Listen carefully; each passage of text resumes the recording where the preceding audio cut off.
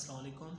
आज हम पढ़ेंगे एक टॉपिक पोटेंशियल एनर्जी जो आपके बुक में चैप्टर नंबर 6 का लॉन्ग क्वेश्चन नंबर 3 है और काइनेटिक एनर्जी के बाद ये टॉपिक है पोटेंशियल एनर्जी।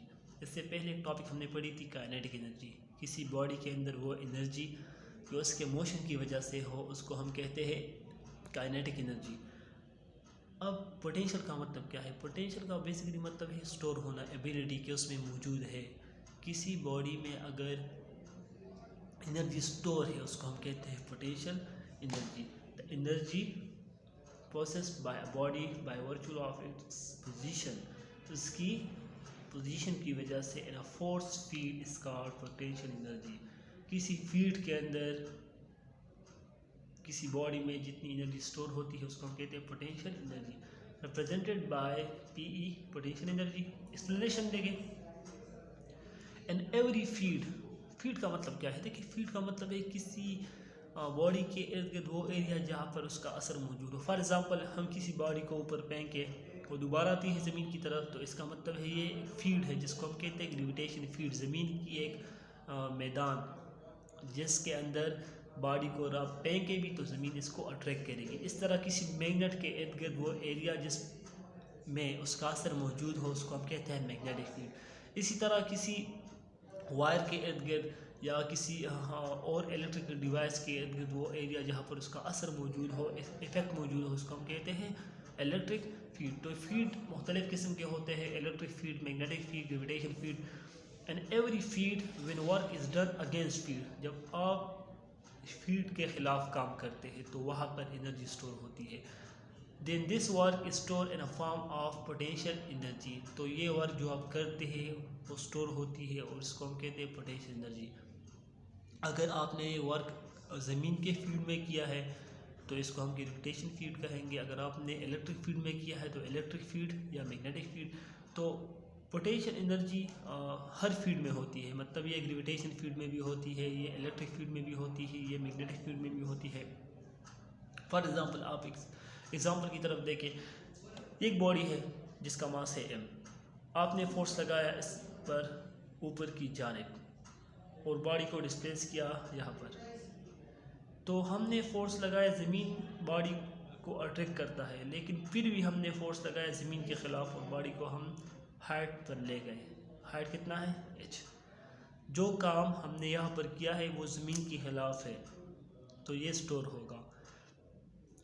अब इसका मैथमेटिकल फॉर्म हमने मालूम कैसे करना है। देखें, एक बॉडी है, इस पर हमने फोर्स लगाया ऊपर की तरफ, इस पर दो फोर्स है। एक फोर्स इस पर है ज़मीन का, W = mg, तो ये इसका वेट है।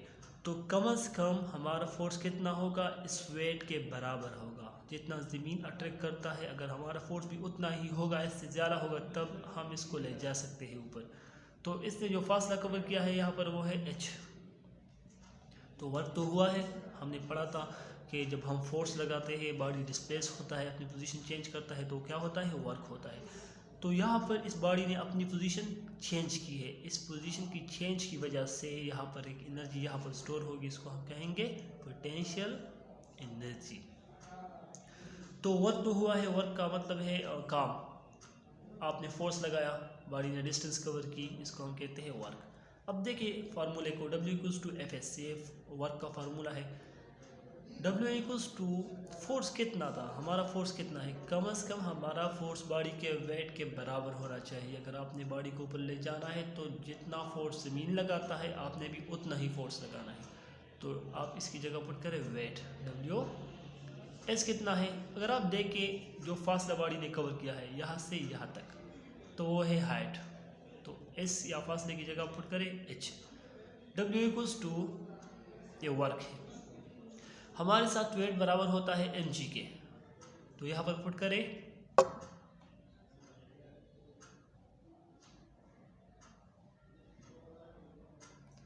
तो वेट की जगह हमने पुट किया mg और h अपनी जगह पर, जिसका मतलब है मास, ग्रेविटेशनल एक्सेलरेशन h। ये प्रूफ भी था। अब अगर हम देखें तो ये एनर्जी स्टोर क्यों हुई थी? पोजीशन की चेंज की वजह से। तो इसको हम नाम देंगे पोटेंशियल एनर्जी।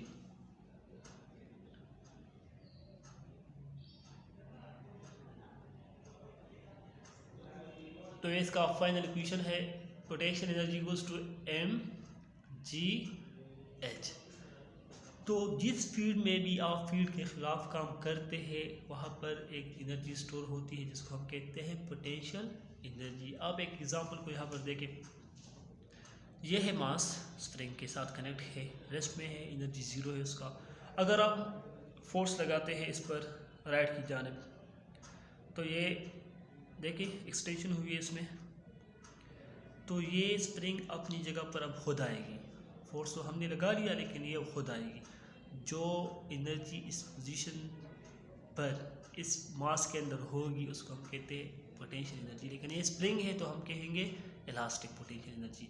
यहाँ पर एग्जांपल दी ज़मीन की तो हम कहते हैं ग्रेविटेशनल पोटेंशियल एनर्जी। तो हर फील्ड की अपनी एनर्जी होती है जिसको हम कहते हैं पोटेंशियल एनर्जी।